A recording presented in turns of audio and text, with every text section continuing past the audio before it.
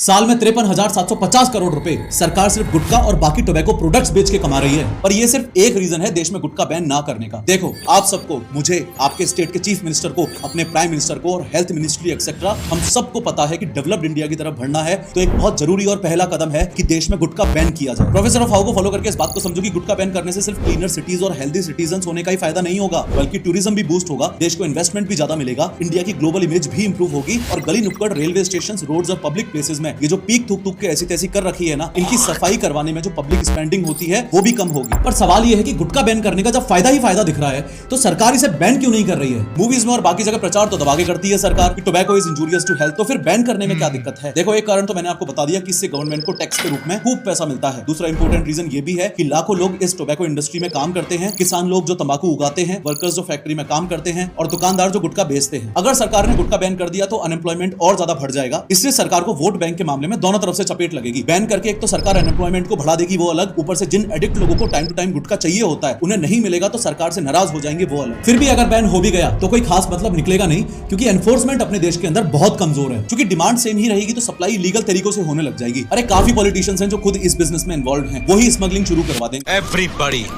सब के सब चोर हैं साले।